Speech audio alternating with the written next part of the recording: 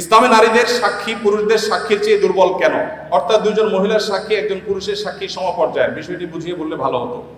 দেখুন, ইসলামে সাক্ষ্য দেওয়ার ক্ষেত্রে একজন পুরুষের সাক্ষ্য দুজন নারীর সাক্ষ্য সমান।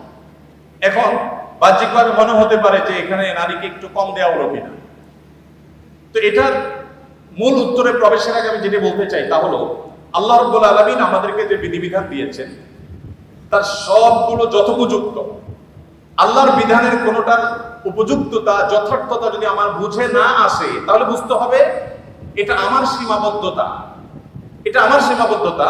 আমি সৃষ্টি হয়ে স্রষ্টার সকল আদেশ নিষেধের তাৎপর্য এবং তার যৌক্তিক দিক এটা আমার উদ্ধার করতে পারাটা আবশ্যক নয়, বরং যুক্তির দামি হলো আমি সৃষ্টি হয়ে স্রষ্টার সব আদেশ নিষেধের যথার্থতা আমার বুঝে আসবে না, এ না আসাটাই বরং স্বাভাবিক। একজন সামান্য গাড়ি চালক, সামান্য একজন প্রহরী, একজন ছোট চাকরি করা মানুষ, তিনি প্রতিষ্ঠান মালিকের অনেক সিদ্ধান্তের যৌক্তিকতা বুঝতে পারেন না, না পারাটাই স্বাভাবিক।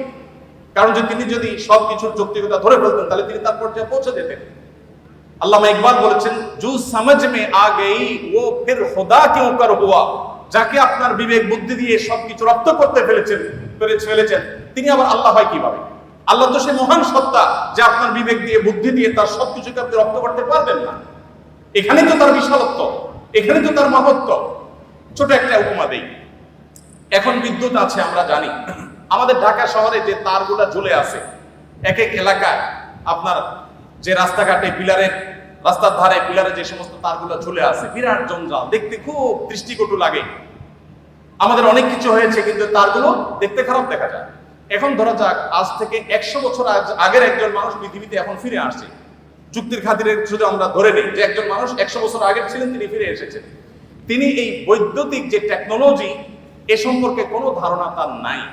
এই ভদ্রলোক এসে সুন্দর করে একটা চাকু নিয়ে বা ধারালো কিছু নিয়ে তিনি এই তারগুলো একেবারে পরিপূর্ণভাবে সাফ করে দিয়েছেন কেটে। কারণ এগুলো দেখতে খারাপ দেখা যাচ্ছিল, শহরের সৌন্দর্য নষ্ট করছিল, তিনি পরিষ্কার করে দিয়েছেন। তার এই পরিষ্কার করার কারণে তাকে গ্রেফতার করে থানা জেলে নেওয়া হলো। এরপরে তার নামে মামলা হলো, তার নামে মৃত্যুদণ্ডের রায় আসলো এবং তাকে মৃত্যুদণ্ড দিতে নেওয়া হলো।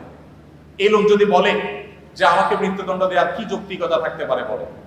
আমি সামান্য একটু তার কাটছি, ভালোর জন্য কাটছি, যদি খারাপও করে থাকি তো একটা জঞ্জালিত, আমাকে মৃত্যুদণ্ড কেন দিতে হবে? যদি বলা হয় যে তোমার এই তার কাটার কারণে বহু হসপিটালে লাইফ সাপোর্টে থাকা রোগী মারা গেছে, তোমার এই তার কাটার কারণে বহু ক্ষয়ক্ষতি হয়েছে, এই জন্য তোমাকে শাস্তি দিতে হবে, এই যুক্তি দিয়ে তাকে বোঝানো যাবে বলে?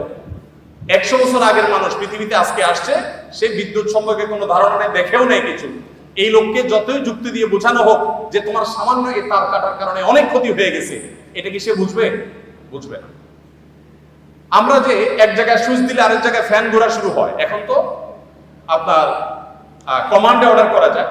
এই যে ওয়ালে সুইচ দিলে ফ্যান জ্বলে, ফ্যান ঘুরে, আবার সুইচ বন্ধ করলে ফ্যান থেমে যায়, এই টেকনোলজি যিনি জানেন না, এরকম 200 বছর আগের, 150 বছর আগের, 100 বছর আগের মানুষ যদি পৃথিবীতে আজকে এসে তাকে যদি বোঝানো হয় যে এটা টিপ দিলে এটা ঘুরবে, সে বলবে ইয়ার কি মারো না, এটা কিভাবে সম্ভব? তো মানুষের টেকনোলজি সম্পর্কে ধারণা না থাকলে তার কাছে সেটা অযৌক্তিক মনে হয়, ইলজিক্যাল মনে হয়। তো যিনি টেকনোলজির সৃষ্টিকর্তা, আল্লাহর টেকনোলজি সম্পর্কে আপনার যদি আইডিয়া না থাকে, আপনি প্রশ্ন করবেন ভাই এটা কিভাবে সম্ভব? আমরা একবার সুবহানাল্লাহ বললে এতগুলো গাছ হয়ে যায়, জান্নাতে এটা হয়ে যায়, এগুলো শুনে আমাদের মনে প্রশ্ন জাগতে পারে কিভাবে সম্ভব? মুখ দিয়ে সুবহানাল্লাহ বলবো আর ওখানে গাছ হয়ে যাবে, কেমনে সম্ভব? এখন আপনারা ভয়েস কমান্ড সম্পর্কে জানেন। ভয়েস কমান্ড এমন ভাবে সেট করা সম্ভব যে এখান থেকে আপনি ভয়েস কমান্ড দিবেন, আরেক জায়গায় কাজ শুরু হয়ে যাবে। সম্ভব না? সম্ভব না। তো মানুষের টেকনোলজি যদি এই হয়, তাহলে আল্লাহর টেকনোলজি কি না হতে পারে? তো এই জন্য ভাইকে আমি প্রশ্ন উত্তর প্রথমে বলতে চাই, আমি হয়তো একটা যুক্তি আপনাকে দিতে পারবো। সবচেয়ে বড় যুক্তি হলো আল্লাহ রাব্বুল আলামিন নির্দেশ করেছেন মেয়েদের 2 জনের সাক্ষ্য, পুরুষদের 1 জনের সাক্ষ্যের সমান। এর পেছনে যুক্তিকতা কি, তাৎপর্য কি, যথার্থতা কি, আমার বুঝে আসুক আর না আসুক, এটাই সত্য, এটাই বাস্তবতা, এর নামে ঈমান। আর যদি বলেন যে আমার বুঝে আসলে আমি মানবো, না বুঝে আসলে মানবো না, তাহলে তো আল্লাহর প্রতি ঈমান আনলেন না, আপনার বুঝের প্রতি ঈমান আনলেন।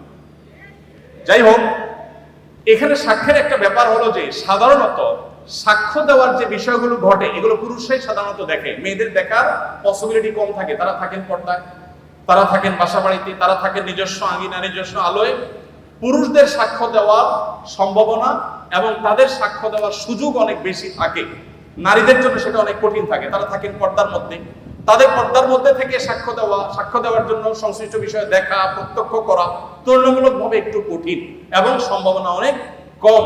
হয়তো সেই কারণেই দুইজন নারীর সাক্ষ্যকে একজন পুরুষের সাক্ষ্যর সমান ধরা হয়েছে, কর্তব্য করা হয়েছে। এর বাইরে বহু যৌক্তিকতা বিভিন্ন গবেষকরা বিশ্লেষকরা দিয়েছে। আমি মূল সূত্র সেটাই বললাম যে আল্লাহ তাআলা যেটা বলেছেন এর চেয়ে যৌক্তিক আর কিছু হতে পারে না। ধার্মিক পরহেজগার আল্লাহভীরু অর্থাৎ ভালো ইসলামিক জ্ঞান সম্পন্ন মেয়ে জীবন সঙ্গিনী হিসাবে পেতে চাইলে কি করা উচিত? সমাজের একেবারে হিরঞ্চি যারা হয় এরাও এসে মহিলা মাদ্রাসার প্রিন্সিপালকে বলে, হুজুর একটা ভালো মেয়ে দেখেন আমার জন্য। এখন সময়টা এরকম হয়ে গেছে, সবাই বিয়ের জন্য একটা করে রাবেয়া মুসরি খোঁজে, মানে একটা ভালো মেয়ে খোঁজে, কিন্তু নিজে ভালো হওয়ার কোনো মুরদ নাই। নিজে ভালো হওয়ার যদি কোনো মুরদ না থাকে আপনি ভালো করতে হবে। যিনি প্রশ্ন করেছেন তাকে বলতে চাই যে আপনি যদি ভালো জীবন সঙ্গিনী পেতে চান তাহলে আপনার নিজেকে ভালো মানুষ হতে হবে। আপনি যদি ভালো মানুষ হন, চোখের পানি ফেলেন, আল্লাহর কাছে দোয়া করেন, আল্লাহ ভালো জীবন সঙ্গিনী দিবেন। আমি আমার বুঝ জ্ঞান হয়েছে থেকে যেদিন থেকে এই আয়াতের সন্ধান পেয়েছি, সূরা ফুরকান আয়াত নম্বর ৭৪, রব্বানা হাব লানা মিন আজওয়াজিনা ওয়া যুররিয়াতিনা কুররাতা আয়ুন ওয়াজআলনা লিল মুত্তাকিনা ইমামা। আল্লাহ আমার স্ত্রী সন্তান এবং মেয়েরা নিয়ত করবে আমার স্বামী সন্তান যাদের বরাদ্দ রেখেছেন আমার ভাগ্যে আপনি, আল্লাহ তারা যেন এমন হয় যে তাদেরকে দেখলে আমার নয়ন জুড়িয়ে যাবে, অন্তর শীতল হয়ে যাবে, চক্ষু শীতল হয়ে যাবে, এবং আমরা পুরো পরিবারের সব সদস্যরা যেন মুত্তাকিদের ইমাম হতে পারি। এই দোয়াটা এখন থেকে পড়া শুরু করে দেন। নিজে ভালো হন, ভালো মানুষদের সার্কেলে উঠা বসা করেন, চেইনে চেইনে ভালো মেয়ের সন্তান অটোমেটিক পেয়ে যাবেন। নিজে ২ নম্বরে সব করবেন, অবৈধ কাজ সব করবেন, হারাম কাজ সব করবেন, আর চাইবেন যে আমার জীবন সঙ্গী এটা পুত পবিত্র হোক। এটা কঠিন, তবে আবার এর মানে এই নয় যে আপনি খারাপ হলে আপনার স্ত্রীও খারাপ হবে, এটা বাধ্যতামূলক নয়। অনেকে নিজে খারাপ দেখে মনে করে তাহলে আমার ভাগ্যে যেটা আসছে এটা বোধহয় ওই গ্রুপেরই হবে, এরকমটি মনে করার কোনো কারণ নাই। কারণ আল্লাহ তাআলা অনেক সময় ব্যতিক্রমটাও ঘটান, অনেক সময় আল্লাহ তাআলা বিপরীতটাও দান করেন।